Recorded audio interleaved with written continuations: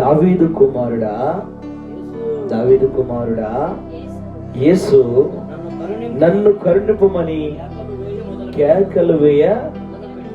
ఈయన ప్రార్థన ప్రారంభం ఎలా ఉంది? ఎలా ఉంది? కేక. అబ్బా ఎంత అద్భుతం! అన్నీ ఉండ మనం ఎందుకు కేక వేయకూడదు? కళ్ళతో వాక్యం చదువుతున్నాం, చెవులతో వాక్యం వింటున్నాం, అంతేనా?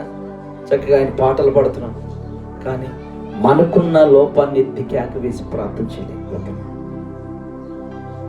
మనకు చాలా లోపాలు ఉన్నాయి, చాలా ఆటంకాలు ఉన్నాయి, చాలా అడ్డులు ఉన్నాయి. వీటిని ఏం చేయాలి? ఇప్పుడు ఆటంకాలను తొలగించి యేసు దగ్గరకు వచ్చి, అడ్డులు తొలగించి నజరేయుడి దగ్గరకు వచ్చి, అవమానాలను కొట్టివేసి యేసయ్య దగ్గరకు వచ్చి మనము కూడా కేక వేయటం ప్రారంభించాలి.